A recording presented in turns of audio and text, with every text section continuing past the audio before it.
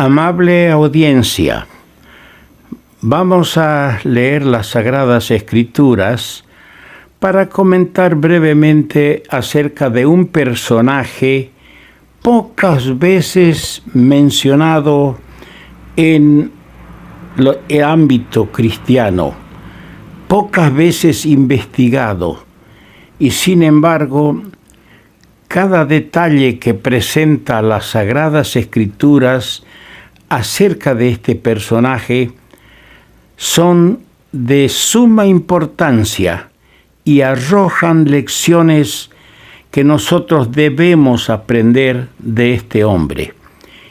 Que el Señor nos ayude en esta ligera investigación que vamos a hacer de Aristarco. Aprendamos y nuestro corazón se incline mucho más hacia nuestro amado Señor. Vamos a leer en el libro de los Hechos de los Apóstoles, el capítulo 19. Los Hechos de los Apóstoles, el capítulo 19. Y vamos a leer el versículo 29. Y la ciudad se llenó de confusión, y a una se lanzaron al teatro, arrebatando a Gayo y a Aristarco, macedonios, compañeros de Pablo. Tal vez haga una pequeña explicación antes de avanzar más. Pablo predicó en la ciudad de Éfeso, y allí habían plateros, y el principal de ellos, Demetrio, que hacían templecillos de Diana, y les daba mucha ganancia porque fomentaban la idolatría, y Pablo habló contra de ello. Y conmovieron a la ciudad sin mayores explicaciones y se lanzaron para agarrar a Pablo para lincharlo. Pero como los cristianos lo ocultaron a Pablo, entonces tomaron a dos de sus compañeros, a Gayo y a Aristarco. Todos eran de la provincia de Macedonia, estos dos cristianos. Ahora pasamos a leer el capítulo 20, el versículo 4. Y le acompañaron hasta Asia Sópater de Berea, Aristarco y Segundo de Tesalónica, Gayo de Derbe y Timoteo, y de Asia Tíquico y Trófimo. Pasamos en el mismo libro de los Hechos al capítulo 27, versículo 2.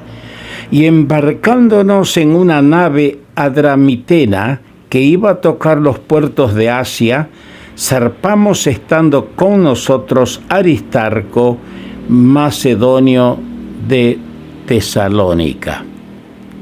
Y pasamos ahora a Colosenses, el capítulo 4, versículo 10.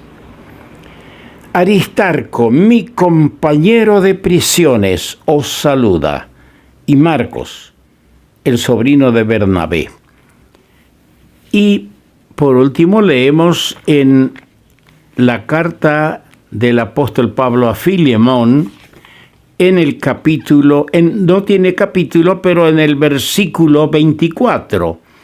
Es una epístola breve, podemos decir de un solo capítulo, el versículo 24. Marcos, empieza en el verso 23, te saludan Epafras, mi compañero de prisiones por Cristo Jesús. Te saludan Marcos, Aristarco, Demas y Lucas, mis colaboradores. Que el Señor nuestro Dios se añada enriquecer nuestras vidas con su rica bendición en cuanto a la meditación y reflexión de estas sagradas escrituras que acabamos de leer. Aristarco el mejor príncipe. Eso significa su nombre. Aristarco, el mejor príncipe. Pero nosotros lo vamos a ver a Aristarco, compañero de Pablo.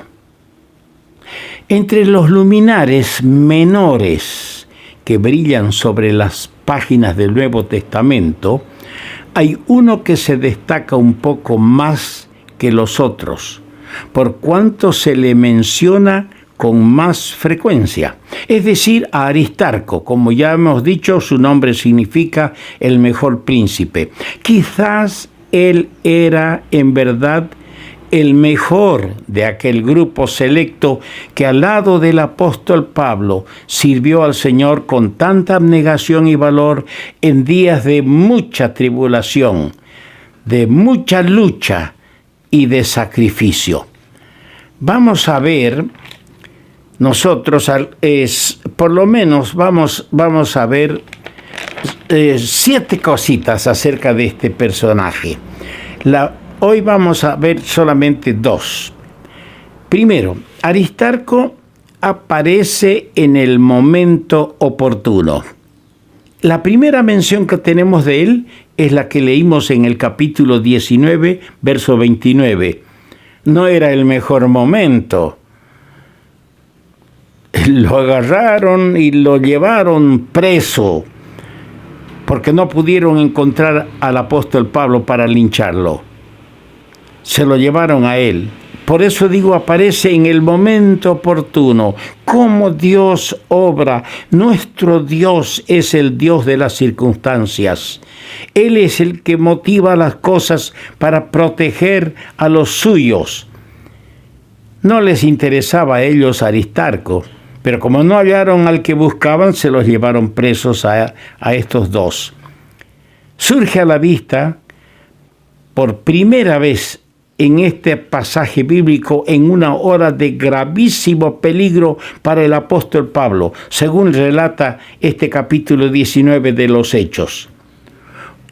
Como ya anticipé, un tal Demetrio Platero había armado un motín en la ciudad de Éfeso para poner fin a la predicación del Evangelio allí. En el verso 29 se lee: la ciudad se llenó de confusión y a una se lanzaron al teatro, arrebatando a Gayo y Aristarco, macedonios, compañeros de Pablo. Indudablemente los manifestantes querían echar mano a Pablo mismo, pero no hallándole a él, se llevaron a sus amigos. Es muy dable suponer que estos, viendo el peligro que corría su bienamado Pablo de sufrir la muerte en manos de esta turba encolerizada, voluntariamente se arriesgaron ellos a fin de protegerle a Pablo. Si así fuese, bien podremos imaginar nosotros cuán profundamente conmovido quedaría el apóstol por un acto tan noble, fruto del amor cristiano y fraternal. ¿Quién da su vida por el amigo? ¿Quién va a sufrir el martirio por el amigo? ¿Cuántas veces nosotros, en tiempos tan fáciles, no difíciles como los que vivió Aristarco, no hacemos nada por nuestros hermanos? La fe y el amor de Aristarco y su compañero no quedaron en el olvido. Fueron honrados de Dios, quien los preservó de la muerte, haciendo pacificar a la multitud enloquecida.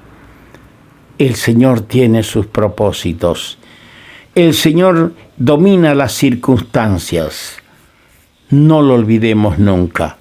Qué bueno sería vivir dependiendo del Señor y estando dispuestos a sufrir por el Señor. En segundo lugar, dijimos, hablando de Aristarco, que primero apareció en el momento oportuno, pero hay otra cosa que sobresale, que Aristarco era portador de generosidad.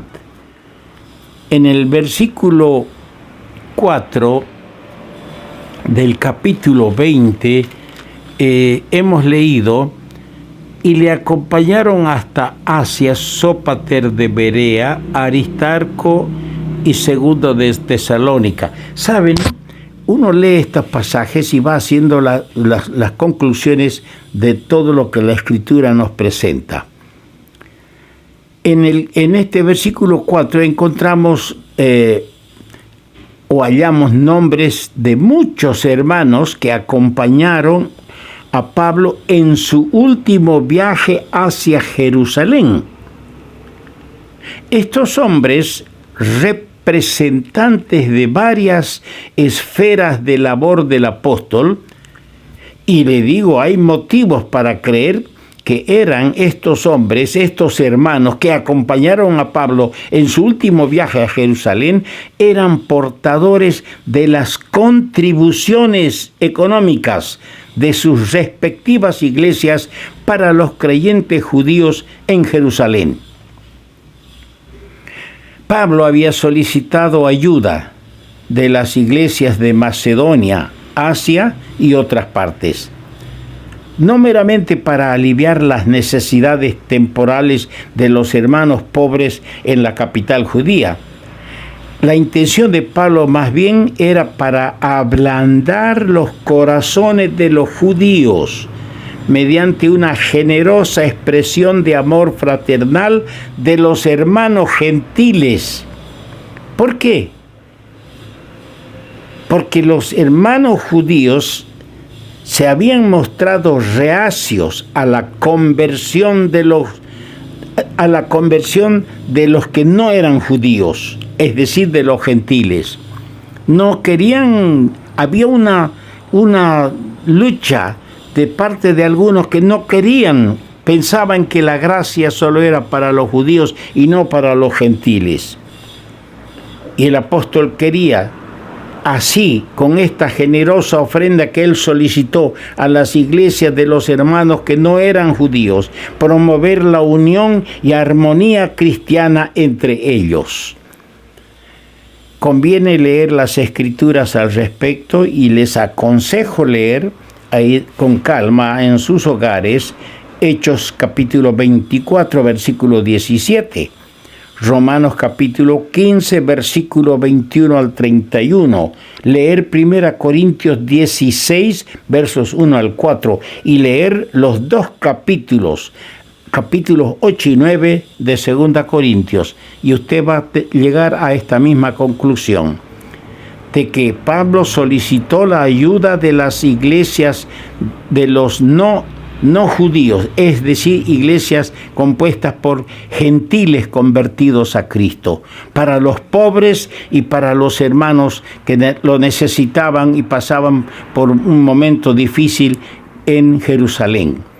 La intención era promover una relación, un acercamiento, que desaparezca ese espíritu discriminatorio de parte de los hermanos judíos. ¿Cuánta falta nos hace a nosotros dejar de discriminar y buscar una comunión, una relación entre nuestros hermanos que aman al Señor, que se sujetan a su palabra en todo el mundo? Vamos a continuar, como dije, con otros 5 pensamientos más acerca de Aristarco, el mejor príncipe, pero compañero de Pablo.